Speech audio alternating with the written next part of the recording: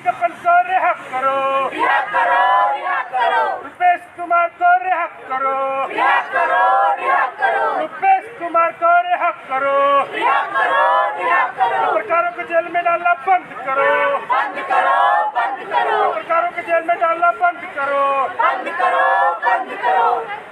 समाधान प्रहार बंद करो, बंद करो, बंद करो, समाधान प्रहार बंद करो, बंद करो, बंद करो, आदिवासियों पे हमला नहीं सहेंगे, नहीं सहेंगे, नहीं सहेंगे। रविंदर जी, आप ये बताइए, आप जो ये प्ले कार्ड रखे हुए हैं, release people's journalist Rupesh Kumar, इसके बारे में आप क्या कहते हैं? इनके ऊपर जिस तरीके से UAPA के तहत मुकदमा किया गया, उसके बाद जेल में डाल दिया गया, ये 17 जुलाई को गिरफ्तारी हुई थी, तो इसके बारे में देखिए, आपने जैसे बताया ही अभी कि 17 जुलाई को सुबह सुबह पुलिस रुपेश के घर पे आती है, छानबीन करती है और रुपेश को पकड़ के ले जाती है। उसमें उनके ऊपर UAPA लगाया जाता है, ठीक है, और पूरा छानबीन करके और उनको बताया जाता है कि ये इनका माओवादियों से लिंक था इस तरीके से। और मसला सिर्फ यहीं तक नहीं रुकता है, मसला ये है कि मसला उसमें ये यहाँ तक ये है कि सिर्फ ऐसा नहीं है कि कोई आइसोलेटेड ये वो है, अरेस्टिंग है। मतलब इसमें एक इसको कड़ी में देखना होगा, क्योंकि ये अटैक है, मतलब एक जर्नलिज्म पे अटैक है, ना कि सिर्फ रुपेश कुमार पे है, जो लोगों का, जनता का बात कर रहा है। क्योंकि अगर हम रुपेश कुमार का बात करें तो वो लगातार झारखंड के स्थित जितना आदिवासी एरियाज़ हैं या अगल बगल में जितना लोकल एरियाज़ है, उसके ऊपर उनका मेन फोकस रहता था और उसके ऊपर वो जर्नलिज्म लंबे टाइम से कर रहे थे। लास्ट जो उनका एक बच्ची पे रिपोर्ट था कि कैसे पास की फैक्ट्रियों के कारण उस बच्ची का हालत कुछ 6 महीने या शायद 1 साल के अंदर उनका मुंह पूरा एक सूजन हो गया था, वो कुछ बीमारी हो गया था उनको। तो उस तरीके से उन लोगों के ऊपर, जो वहाँ के वासी हैं, उनके ऊपर जिस तरीके से वो इफ़ेक्ट कर रहे हैं चीज़ें, एक तो हेल्थ के ऊपर से, दूसरा उनका रिसोर्सेज का जो लूट हो रहा है और उसको एक्सपोज करना, जो उसकी सरकारी नीतियाँ कि वो जो लूट है वो कॉर्पोरेट के तरीके से किया जा रहा है, कॉर्पोरेट के द्वारा किया जा रहा है, और उसमें एक खासा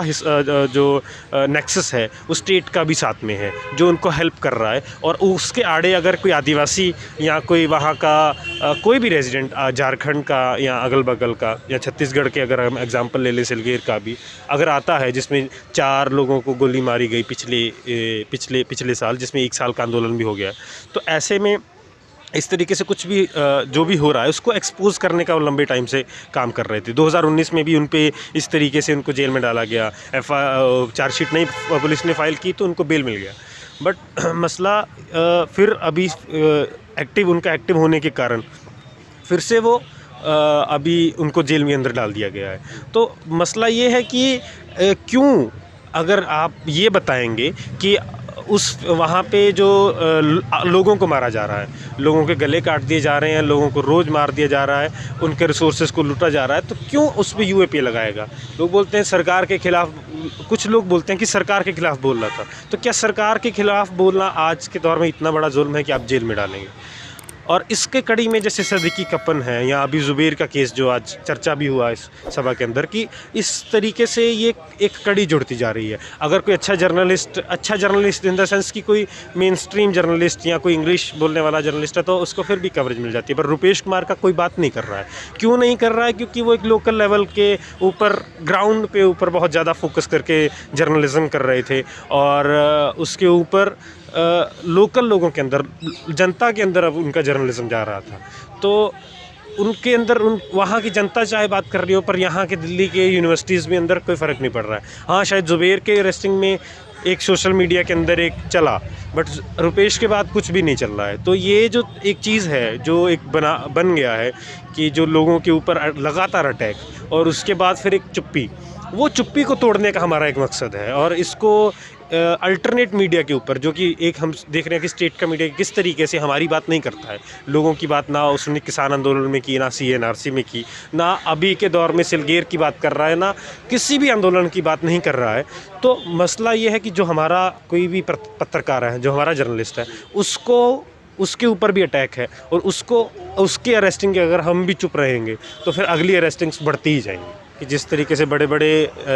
वो है रिपोर्टर्स हैं आज के टाइम में, हो गए अर्नब गोस्वामी हो गए या जो भी जो बड़े बड़े रिपोर्टर्स हैं, है ना। और उसके बाद अगर छोटा रिपोर्टर भी, अगर आप यूट्यूब चैनल्स भी देख लें जो खासे टाइम में एक ऐसा चेहरा बन के आए थे कि हाँ हम लेफ़्ट टाइप वो दिखाने का था, बट आखिर में उसी तरीके से कॉर्पोरेट के साथ जुड़े, ललन टॉप जैसे चैनल अगर हम बोल सकते हैं, तो उसमें भी हम देख सकते हैं कि जैसे वो उनके साथ जुड़े तो उनके ऊपर कोई बात नहीं करता है। वो अगर आप लिबरल तरीके से कुछ थोड़ा बहुत बोल भी देते हैं तो ठीक है, आप बोलते रहिए, क्योंकि जनता के अंदर तक वो नहीं जा रहा है, वो सिर्फ एक स्पेस तक सीमित रह रहा है। और अगर तो आप स्टेट की बात कर रहे हैं बहुत अच्छे से, जैसे जी न्यूज़ या रिपब्लिक टीवी ये सब कर रहा है, तो फिर आप उनको खुलेआम छूट देंगे, वो कुछ भी बोलें, उस अपने चैनल पे कुछ भी बात करें, नहीं कोई भी यूएपीए नहीं लगाएगा। बात करें तो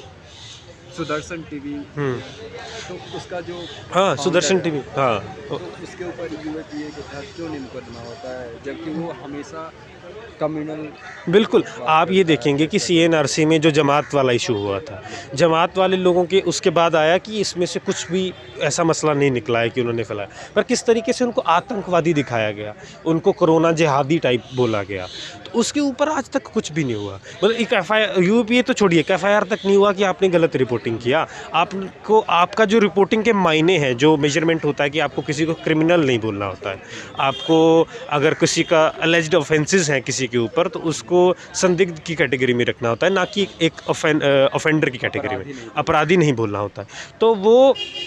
वो छोड़ के सीधा उसको क्रिमिनल बोलना, लोगों को आतंकवादी बोलना, किसान आंदोलन के लोगों को खालिस्तानी बोलना, सीएनआरसी वालों को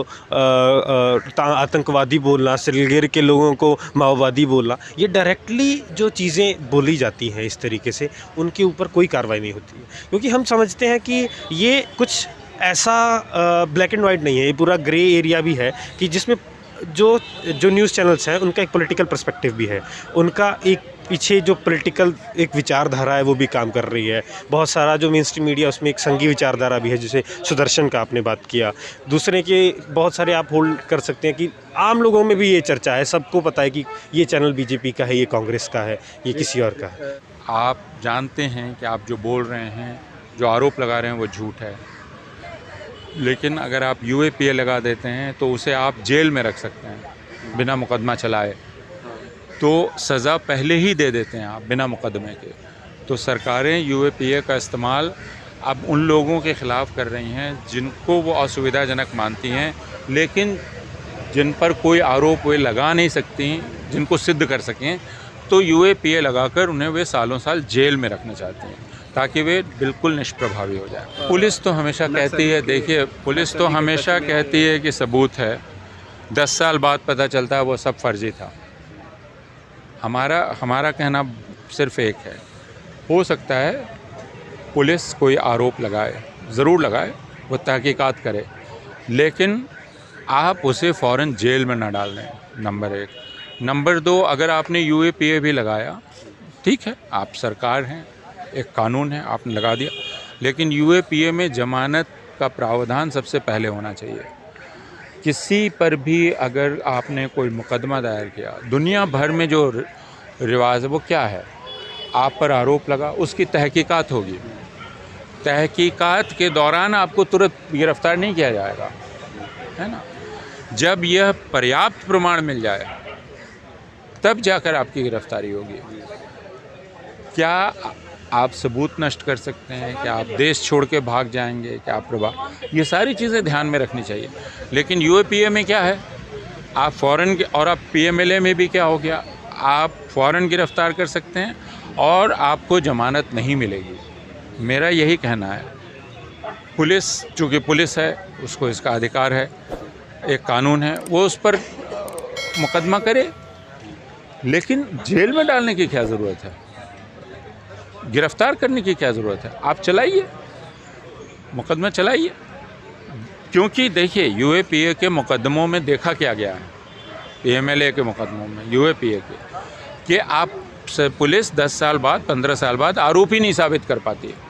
क्योंकि वो झूठ बोल रही है। एक जर्नलिस्ट पक्षधर भी हो सकता है कि कोई माओवाद का समर्थक हो, इससे क्या सिद्ध होता है, कुछ भी सिद्ध नहीं होता। माओवाद का समर्थन करना क्या कोई अपराध है इस देश में? किस कानून में लिखा हुआ है? किसी कानून में नहीं लिखा है। फिर सर जैसे कि हिंदू राष्ट्र का समर्थन लोग करते हैं तो धर्मनिरपेक्षता के विरुद्ध है ना, तो क्या उनको गिरफ्तार कर लेना चाहिए? मैं एक प्रश्न कर रहा हूँ, पक्ष निष्पक्ष की बात नहीं है, बात यह है कि क्या कोई अपराध है। मान लीजिए आपकी नज़र में एक अपराध हुआ है, उसकी प्रक्रिया क्या है उसकी जांच की? आप जिसको अभियुक्त बनाते हैं उसके साथ आप कैसे बर्ताव करेंगे? दुनिया में अंतर्राष्ट्रीय स्तर पर क्या परिपाटी है, क्या रिवाज है? भारत में ये क्यों तरीका अपना लिया गया है कि सबसे पहले हम गिरफ्तार करते हैं, उसके बाद हम कहते हैं अब हम सबूत इकट्ठा करेंगे, अब हम जांच करेंगे, और उसमें कब ख़त्म करेंगे भाई कुछ भी पता नहीं। क्योंकि मान लीजिए अगली पेशी हुई जमानत की, तो उसमें कह देंगे नहीं नहीं अभी हमें उनसे पूछना है तो और रहना है। तो इन बातों पर सोचना चाहिए।